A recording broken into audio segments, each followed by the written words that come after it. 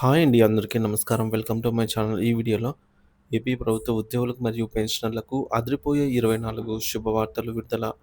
సంబరాల్లో ఉద్యోగ పెన్షనర్లు. దీనికి సంబంధించిన పూర్తి తాజా సమాచారాన్ని వీడియోలో తెలుసుకుందాము. వీడియో అయితే ఎక్కడే కానీ స్కిప్ చేయకుండా ఎండ్ వరకు చూసేయండి. అప్పుడే ఇన్ఫర్మేషన్ పూర్తిగా అర్థమవుతుంది. అలాగే వీడియో చూస్తున్న ప్రతి ఒక్కరు వీడియోకైతే లైక్ చేయండి ఫ్రెండ్స్. ఈ వీడియోని తోటి ఉద్యోగ, పెన్షనర్ మిత్రులతో అయితే షేర్ చేయండి. కొత్తగా మన ఛానల్ చూస్తున్నవారు ఇంకా ఎవరైనా సబ్స్క్రైబ్ చేసుకున్నట్లయితే వెంటనే మన ఛానల్‌ని సబ్స్క్రైబ్ చేసుకోండి. దీని ద్వారా నేను చేసే లేటెస్ట్ వీడియోస్ అన్నీ మీ వరకు రీచ్ అవుతాయి. ఇక ఆలస్యం చేయకుండా వివరాల్లోకైతే వెళ్ళిపోదాము. ఫ్రెండ్స్, ఇక విషయానికొచ్చినట్లయితే ప్రభుత్వానికి ఉద్యోగ సంఘాల అల్టిమేటం జారీ. 24 ప్రధాన డిమాండ్లు, 68 శాఖాపరమైన సమస్యలపై సమగ్ర నివేదిక. ఆంధ్రప్రదేశ్ ప్రభుత్వ ఉద్యోగులు, ఉపాధ్యాయులు మరియు పెన్షనర్లు ఎదుర్కొంటున్న అనేక దీర్ఘకాలిక సమస్యల పరిష్కారం కోసం ఇటీవల జరిగిన జాయింట్ స్టాఫ్ కౌన్సిల్ సమావేశం కీలక వేదికగా అయితే నిలిచింది.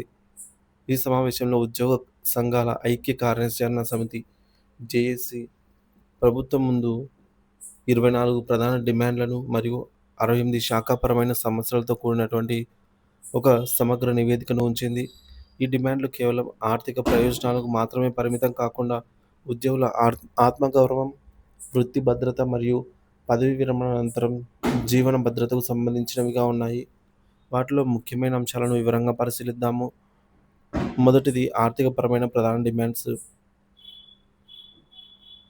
12వ వేతన సవరణ సంఘం పీఆర్సీ నియామకం. సమస్య ఏంటంటే గత ప్రభుత్వం నియమించిన 12వ PRC commissioner doctor Manmohan Singh IAS నూతన ప్రభుత్వం ఏర్పడ్డాక రాజీనామా చేసిన విషయం మనందరికీ తెలిసిందే. 2023 నుంచే వేతన సవరణలు అమలు కావాల్సి ఉన్న 2 ఏళ్లు గడిచినా పురోగతి అయితే లేదు. ఈ మేరకు తక్షణ డిమాండ్ కొత్త కమిషన్ను నియమించి పీఆర్సీ ప్రక్రియను అయితే వేగవంతం చేయాలి అని. రెండవది మధ్యంతర భృతి ఐఆర్ ప్రకటన. సమస్య ఏంటంటే పీఆర్సీ నివేదిక ఆలస్యం అవుతున్నందున ఉద్యోగులు తీవ్రస్థాయి నష్టానికైతే గురవుతున్నారు. డిమాండ్ ఏంటంటే నివేదిక వచ్చేలోగా తక్షణ ఉపశమనంగా కనీసం 40% మధ్యంతర భృతిని ప్రకటించాలి. ఇక డిఏ బకాయిల మంజూరు. సమస్య ఏంటంటే కేంద్ర ప్రభుత్వం తమ ఉద్యోగులకు 3 విడతలుగా 4%, 3%, 3% ఈ విధంగా డిఏలు మంజూరు చేసిన రాష్ట్ర ప్రభుత్వం వాటిని అమలు చేయలేదు. డిమాండ్ ఏంటంటే పెండింగ్‌లో ఉన్నటువంటి 3 డిఏలను వెంటనే మంజూరు చేసి బకాయిలను చెల్లించాలని. ఇక నాలుగోది సమస్య ఏంటంటే బకాయిల చెల్లింపులు. సమస్య ఏంటంటే గత 3, 4 సంవత్సరాలుగా సరెండర్ లీవ్స్ కానీ, గ్రాట్యుటీ, కమ్యుటేషన్, జీపీఎఫ్, ఏపీజీఎల్ఐ వంటి చెల్లింపులు పేరుకుపోయాయి.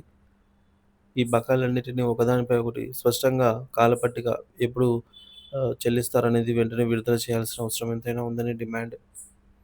ఇక ఉద్యోగులు, పెన్షనర్లు, పదవీ విరమణ పెన్షనర్లు మరియు పదవీ విరమణ సంబంధిత డిమాండ్స్.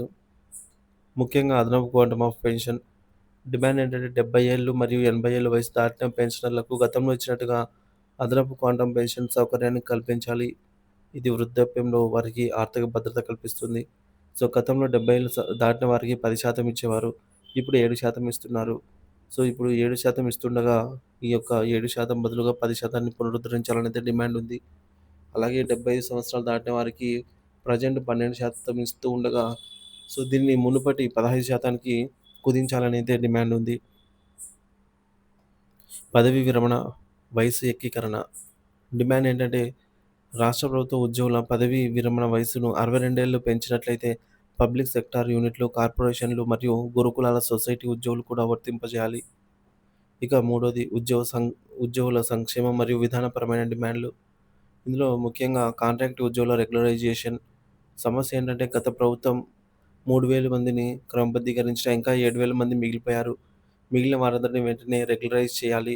ఏపీవీవీపీ పరిధిలోని 157 మందిని కూడా ఈ ప్రక్రియలో చేర్చాలి. ఇక రెండవది సిపిఎస్ రద్దు, ఓపీఎస్ పునరుద్ధరణ.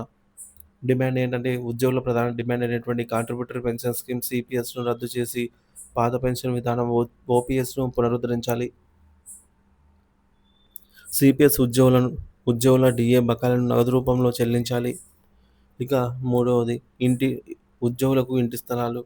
డిమాండ్ ఏంటంటే అమరావతి రాజధాని ప్రాంతంలో హెచ్ఓడి ఉద్యోగులకు ఇంటి స్థలాల కేటాయింపుకు 2019లో జారీ చేసిన జీవోను తక్షణమే అమలు చేయాలి. మెరుగైన ఆరోగ్య పథకం ఈహెచ్ఎస్. డిమాండ్ ఏంటంటే ఈహెచ్ఎస్ స్టీరింగ్ కమిటీ సమావేశపరిచిన సమావేశపరిచి ప్రైవేట్ ఆరోగ్య బీమా ద్వారా మెరుగైన వైద్య సేవలు అందించాలి. రీయింబర్స్‌మెంట్ పరిమితులను పెంచి ఆసుపత్రులకు చెల్లింపులు వేగవంతం చేయాలి. ఇక ఐదవది ఔట్‌సోర్సింగ్ ఉద్యోగులకు సంక్షేమ పథకాలు. డిమాండ్ ఏంటంటే మేనిఫెస్టోలో హామీ ఇచ్చిన విధంగా ఔట్‌సోర్సింగ్ ఉద్యోగులకు ప్రభుత్వ సంక్షేమ పథకాలను వర్తింపచేయాలి.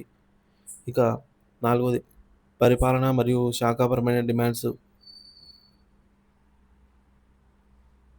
గ్రామ వార్డు సచివాలయ సిబ్బందికి అవకాశాలు. డిమాండ్ ఏంటంటే ప్రొబేషన్ పూర్తి చేసిన వారికి నోషనల్ ఇంక్రిమెంట్లు మంజూరు చేయాలి. వారి పోస్టులను జూనియర్ అసిస్టెంట్లతో సమానంగా అప్‌గ్రేడ్ చేసి పదోన్నతి అవకాశాలైతే కల్పించాలి అని డిమాండ్. ఇక రెండవది కారుణ్య నియామకాల ప్రక్రియ క్రమబద్ధీకరణ. డిమాండ్ ఏంటంటే కంపాషనేట్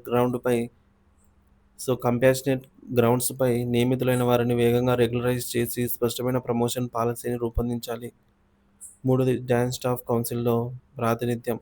డిమాండ్ ఏంటంటే AP PTD national Mazdoor union association joint staff కౌన్సిల్‌లో శాశ్వత సభ్యత్వం అయితే కల్పించాలని. మరి ఈ మేరకు ప్రభుత్వ స్పందన చూసుకున్నట్లయితే ఉద్యోగ సంఘాలు సమర్పించినటువంటి ఈ సమగ్ర నివేదికపై ప్రభుత్వ ప్రధాన కార్యదర్శి సీఎస్ గారు సానుకూలంగా స్పందించారు. అన్ని అంశాలను గౌరవ ముఖ్యమంత్రి గారి దృష్టికి తీసుకెళ్లి ఈ నెలాఖరులోగా సానుకూల నిర్ణయాలు వెలువడేలాగా కృషి చేస్తానని హామీ ఇచ్చారు. ఈ హామీలు ఆచరణలోకి వస్తాయో లేదో అనేది లక్షలాది మంది ఉద్యోగ పెన్షనర్లు ఆశతో ఎదురు చూస్తూ ఉన్నారు. ప్రభుత్వం తక్షణమే స్పందించి ఉద్యోగుల విశ్వాసాన్ని చురగొనాల్సిన అవసరం ఎంతైనా ఉంది.